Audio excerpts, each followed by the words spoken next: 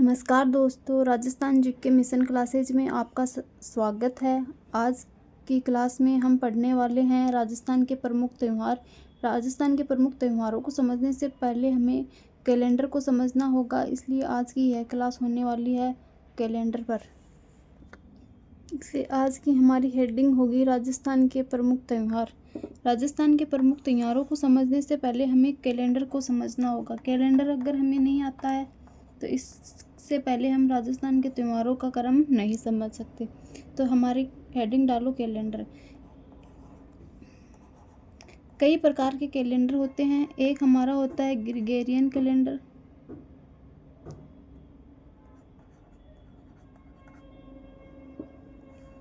एक होता है हमारा ग्रिगोरियन कैलेंडर, एक होता है हमारा विक्रम संवत। हम संवत कैलेंडर को ही संवत बोल रहे हैं। एक होता है हमारा शक संवत, इलाही संवत,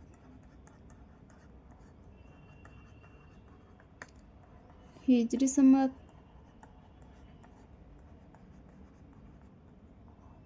गुप्त संवत, हर्ष संवत।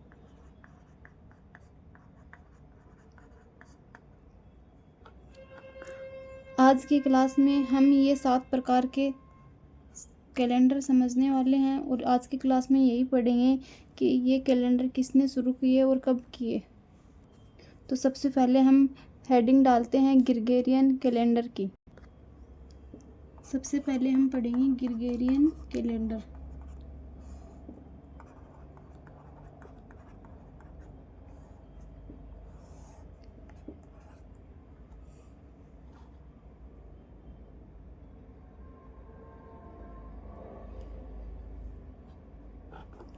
हमारा जो ग्रिगोरियन कैलेंडर है ये जीसस क्राइस्ट के जन्म पर आधारित कैलेंडर है। जीसस क्राइस्ट के जन्म पर आधारित कैलेंडर।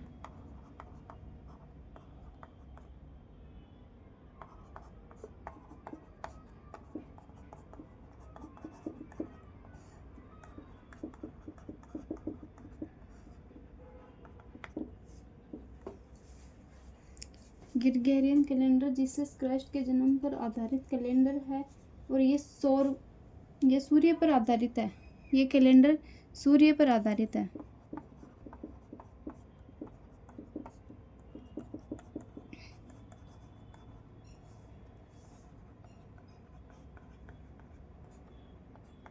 इस कैलेंडर के अनुसार हमारा नववर्ष कब होगा? 1 जनवरी को। ग्रिगोरियन कैलेंडर के अनुसार हमारा कैलेंडर 1 जनवरी को मनाया जाता है और एक वर्ष में 12 माह होते हैं।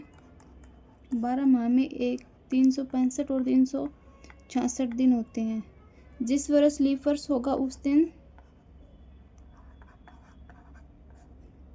ये होगा हमारा लीप वर्ष और ये होगा हमारा सामान्य वर्ष।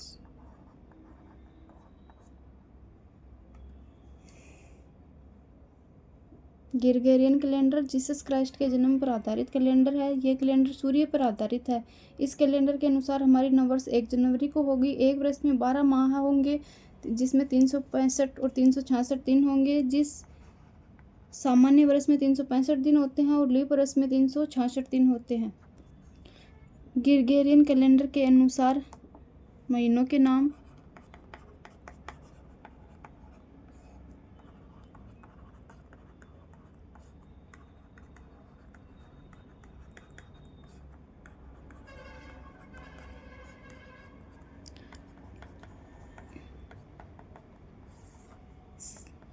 ग्रिगोरियन कैलेंडर के अनुसार महीनों के नाम हम सब जानते हैं और हम यही कैलेंडर यूज करते हैं, इसलिए यह कैलेंडर हमें सबको पता होता है।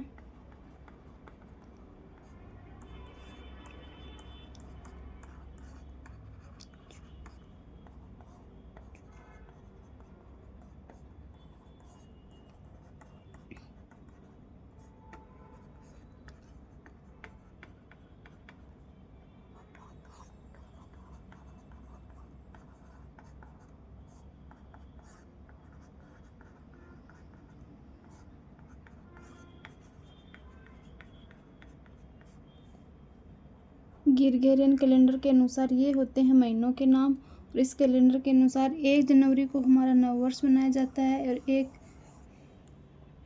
ये हो गया हमारा ग्रेगोरियन कैलेंडर। आगे हम पढ़ेंगे विक्रम संवत या विक्रम कैलेंडर। हेडिंग डालो विक्रम संवत या विक्रम कैलेंडर। तो यह कैलेंडर किसने शुरू किया था? यह कैलेंडर मालवा के राजा विक्रमादित्य ने शुरू किया था।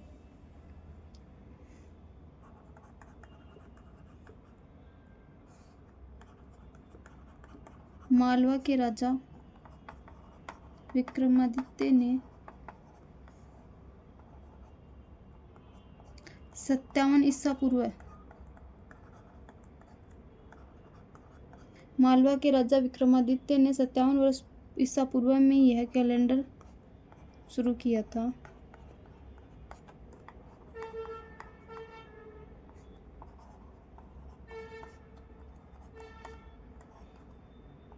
जो हमारा ग्रेगोरियन कैलेंडर था वो सूर्य पर आधारित कैलेंडर था है, और ये हमारा चंद्रमा पर आधारित कैलेंडर है।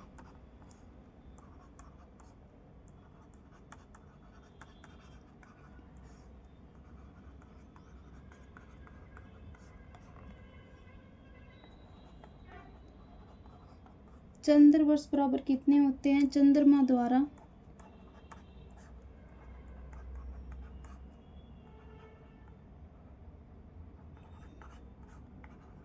पृथ्वी के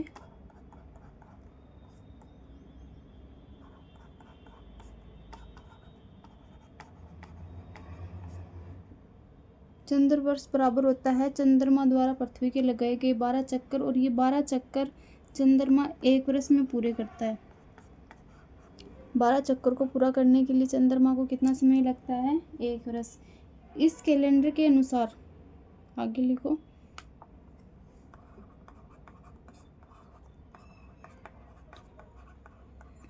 इस कैलेंडर के अनुसार 1 वर्ष में 354 दिन होते हैं।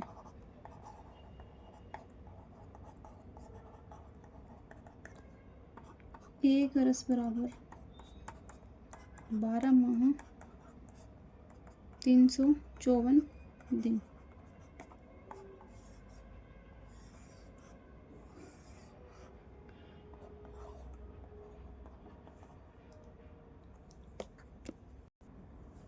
इस कैलेंडर के अनुसार 1 वर्ष में 354 दिन होते हैं।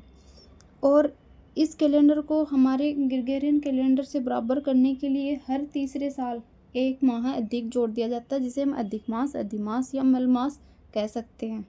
तो लिखो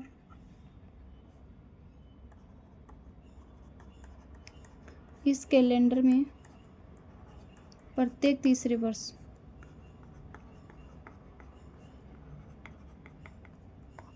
एक माह अधिक होता है, जिसे हम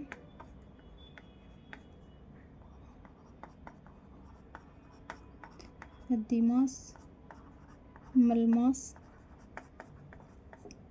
या अधिक मास कह सकते हैं।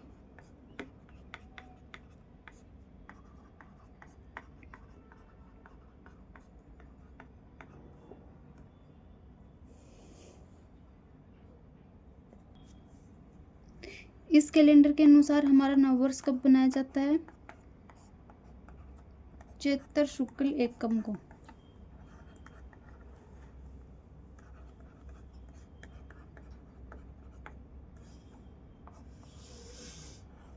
विक्रम संवत के अनुसार हमारा नववर्ष चैत्र शुक्ल एकम को मनाया जाता है।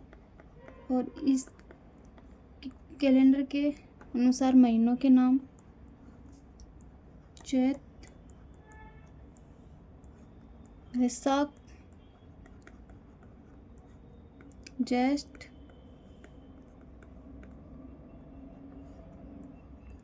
आषाढ़, श्रावण,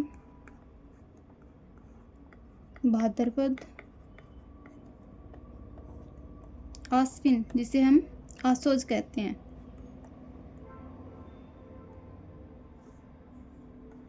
कार्तिक मार्गशीर्ष, जिसे हम मांगशीर कहते हैं, हमारे एरिया में इसको मांगशीर कहा जाता है। पो, माघ और फाल्गुन।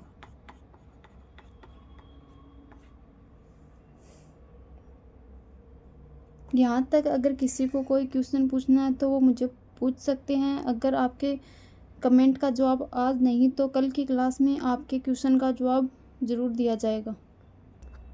आगे अब हम शुरू करते हैं हमारे तीसरे कैलेंडर को, वो है हमारा शक संवत।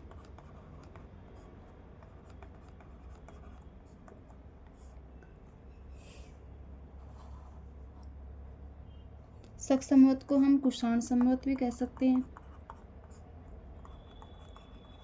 शक संवत को हम कुषाण संवत भी कह सकते हैं। इस कैलेंडर की शुरुआत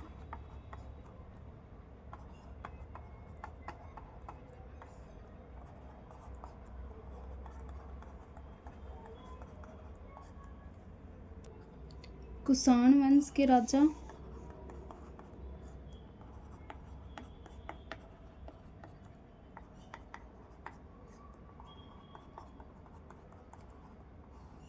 कनिष्क ने की थी। शक संवत या कुषाण संवत, इस कैलेंडर की शुरुआत कुषाण वंश के राजा कनिष्क ने की थी। कब की थी? 78 ईस्वी में। 78 ईस्वी में। और वो हमने अगर विक्रम संवत का नहीं बताया तो विक्रम संवत की शुरुआत मालवा के राजा विक्रमादित्य ने। हमारा ये कैलेंडर भी सौर वर्ष पर आधारित कैलेंडर है।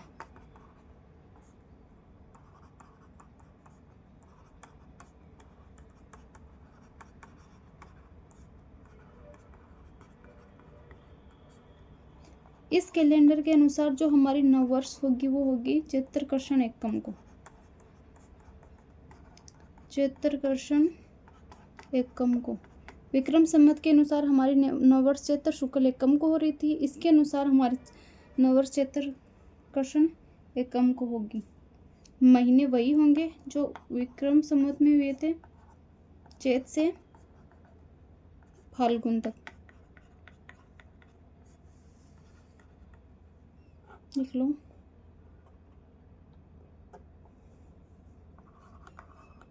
बाईस मार्च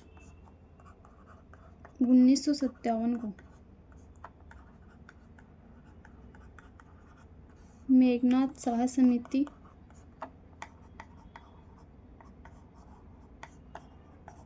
की सिफारिश पर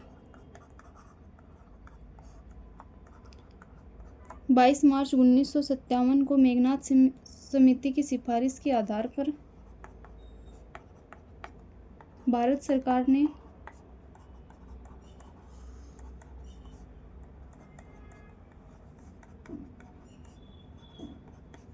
भारत का राष्ट्रीय संवत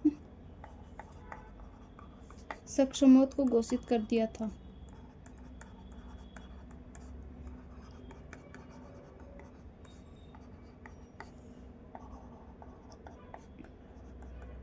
तो ये क्वेश्चन आ सकता है कि भारत का राष्ट्रीय संवत कौन सा है, तो शक संवत, कुषाण संवत, ये हमारा राष्ट्रीय संवत है। और कब घोषित किया था? 22 मार्च 1957 को। मान लो हमारी ये चल रही है 2026, इसका क्वेश्चन आ जाए कि इसको संवत में चेंज करो, तो ये हमारी संवत कैसे होगी? इसमें से 78 माइनस कर देंगे तब 1948, ये हमारा वर्तमान संवत होगा। अब ये चीज़ आपको मैं एक डायग्राम के माध्यम से समझाती। अब तक हमने 3 कैलेंडर पढ़े हैं, उनको मैं आपको एक डायग्राम के माध्यम से समझाती हूँ। सबसे पहले हमने पढ़ा एक ग्रिगोरियन कैलेंडर। ग्रिगोरियन कैलेंडर में मैंने बताया कि जीसस क्राइस्ट के जन्म पर आधारित कैलेंडर है। तो जीसस, यहाँ पे हमने मान लिया जीसस क्राइस्ट का जन्म।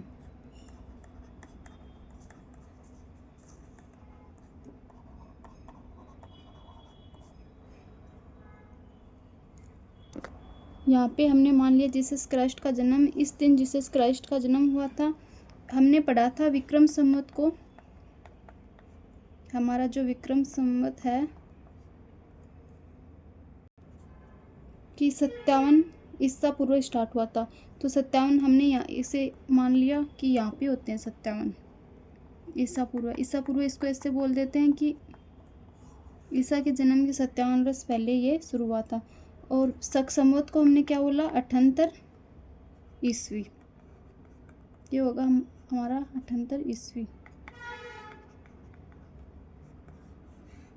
इसको हम बोल सकते हैं, ये विक्रम संवत हो गया, ये हमारा शक संवत हो गया।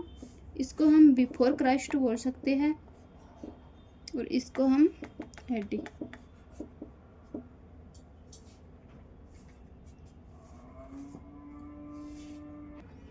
इस डायग्राम के माध्यम से हम ये समझ सकते हैं कि ये हमारे जीसस क्राइस्ट का जन्म हुआ था। इस दिन ग्रिगोरियन कैलेंडर शुरू हुआ था। हमने पढ़ा कि ग्रिगोरियन कैलेंडर जीसस क्राइस्ट के जन्म पर प्रारंभ हुआ था। और विक्रम संवत 57 ईसा पूर्व, मतलब इसके जन्म से 57 ईसा पूर्व ये है, 57 वर्ष पूर्व ये शुरू हुआ था। तो ये हमने यहाँ पे लिख दिया 57 ईसा पूर्व। और ये 78 वर्ष बाद में हुआ था, तो ये हो गया 78 ईस्वी। अब हमने एक विक्रम संवत पढ़ा, एक शक संवत। विक्रम संवत और शक संवत में मतलब नववर्ष चैत्र माह से शुरू हो रहे हैं, लेकिन दोनों में अलग अलग पक्ष हैं। उन पक्षों का क्या है वो हम पढ़ेंगे। अब एक मैंने बोला कि कृष्ण पक्ष में, एक बोला शुक्ल पक्ष। क्या होता है कृष्ण पक्ष और शुक्ल पक्ष? कृष्ण पक्ष को बुद्धि भी बोल सकते हैं और शुक्ल पक्ष को शुद्धि। ये दो पक्ष, एक महीने में दो पक्ष होते हैं, 15-15 दिन। 15 दिन ये रहता है, 15 दिन ये रहता है। ये कब तक रहता है? ये एकम से अमावस्या तक होता है।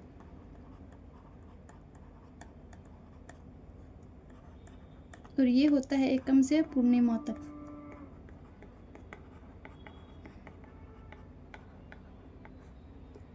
इसमें चांद घटता जाता है, धीरे धीरे घटता है, और इसमें चांद बढ़ता है।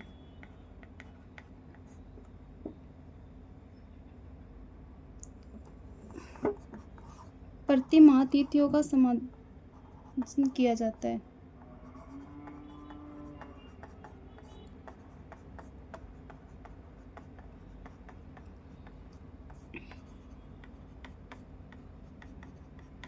ये हो गए हमारे एक महीने के दो पक्ष, एक कृष्ण पक्ष और एक शुक्ल पक्ष। कृष्ण पक्ष वो एकम से स्टार्ट होकर अमावस्या तक होता है। शुक्ल पक्ष एकम से स्टार्ट होकर पूर्णिमा तक होता है। कृष्ण पक्ष में चांद घटता है धीरे धीरे, शुक्ल पक्ष में चांद धीरे धीरे बढ़ता जाता है। प्रतिमा तिथियों का समायोजन किया जाता है। मतलब हम बोलते नहीं क्या, आज एकम थी, दूज थी। हमारी भाषा में बोले तो हम बोलते हैं ना कि तिथि गठबद्ध कर दी, तो उस घटपद को ही हम तिथियों का समायोजन बोलते हैं। अब तक हमने 3 कैलेंडर समझ लिए हैं, पढ़ लिए हैं। अब हम पढ़ने वाले हैं चौथे कैलेंडर, हिजरी कैलेंडर।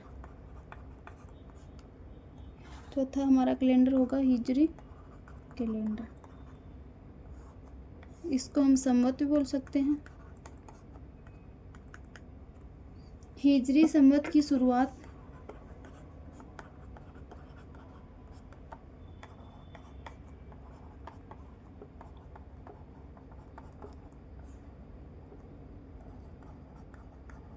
हजरत मोहम्मद साहब के मक्का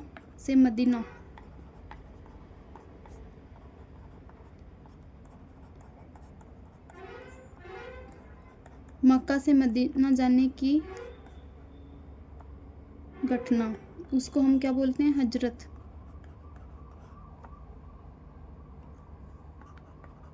हिजरी संवत की शुरुआत हजरत मोहम्मद साहब के मक्का से मदीना जाने की घटना से संबंधित है। जाने की घटना से शुरू माना जाता है।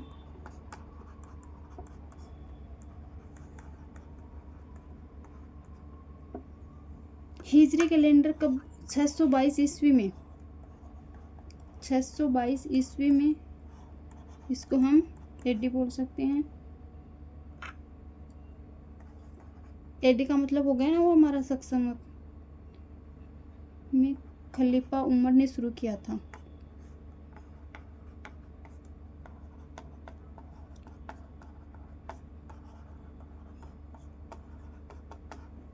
छः सौ 22 ईस्वी में खलीफा उमर ने हिजरी कैलेंडर को शुरू किया था। हिजरी संवत की शुरुआत हजरत मोहम्मद साहब के मक्का से मदीना जाने की घटना से शुरू माना जाता है।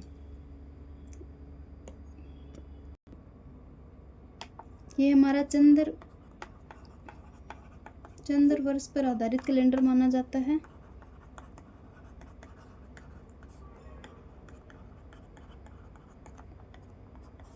इसमें भी महीने 12 ही होते हैं।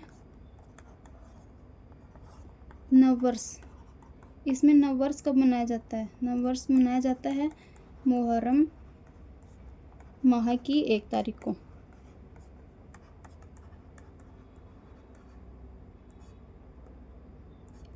मुहर्रम माह की 1 तारीख को नववर्ष मनाया जाता है। इसके महीनों के नाम हिजरी संवत के अनुसार महीनों के नाम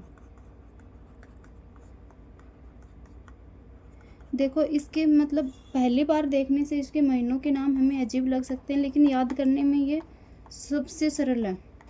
तो सबसे पहला महीना मुहर्रम, सफ़र, रबीउल अव्वल,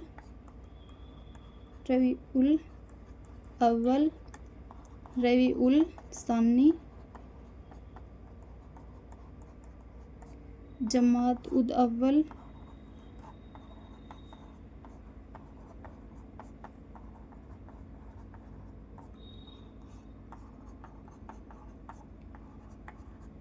जमाद उल सानी, रजब, साबान, जिसे हम साबान भी बोल सकते हैं, रमजान,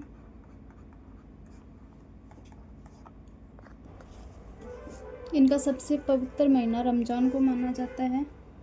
सव्वाल,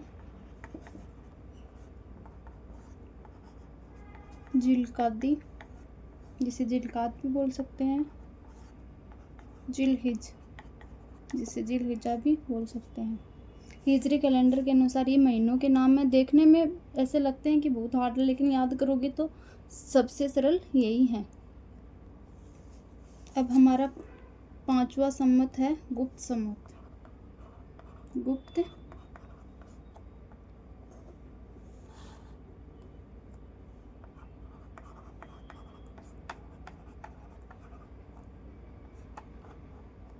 पांचवा संवत है हमारा गुप्त संवत।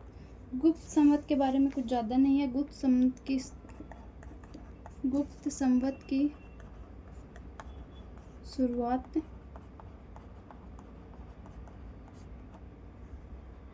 गुप्त वंश के राजा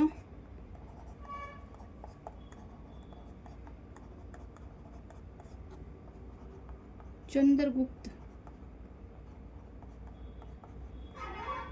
प्रथम द्वारा मानी जाती है।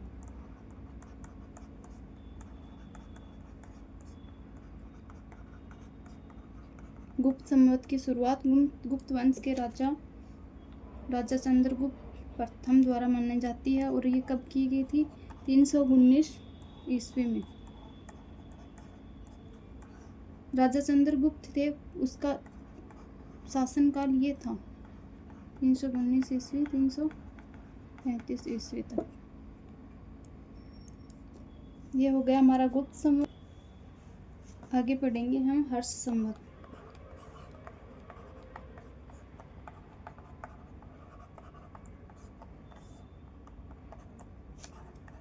छः सौ 6 ईस्वी में हर्षवर्धन ने प्रारंभ किया।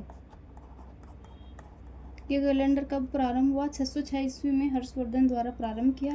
राजा हर्षवर्धन का शासनकाल 606 ईस्वी से 647 ईस्वी तक रहा। और राजा हर्षवर्धन किस वंश से थे। तो राजा हर्षवर्धन पुष्यभूति वंश से थे। पुष्यभूति वंश से थे। ये हो गया हमारा हर्ष संवत। अब हमारा एक ही संवत बचा है, वो है हमारा इलाही संवत। इलाही संवत।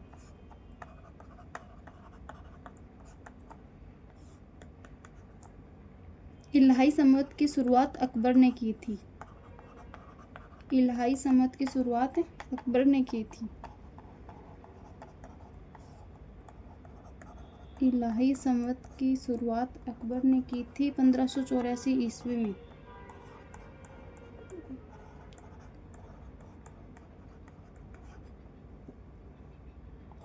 इसको तैयार करने वाला कौन था? तो इलाही संवत को तैयार करने वाला अबुल फजल था। अबुल फजल।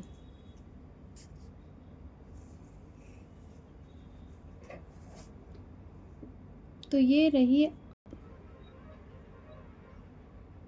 ये हमने अब तक पढ़े हैं कैलेंडर। अब तक हमने 7 कैलेंडरों को समझा है, कौन कौन से कैलेंडर कब शुरू हुए, किसके द्वारा शुरू किए गए। अब तक की क्लास में अगर किसी को डाउट है तो कमेंट में मुझे पूछ सकता है। आज की क्लास में नहीं तो कल की क्लास में पक्का आपको रिप्लाई मिलेगा। धन्यवाद देखने के लिए। अगर वीडियो पसंद आए तो चैनल को सब्सक्राइब ज़रूर करना। Thank you.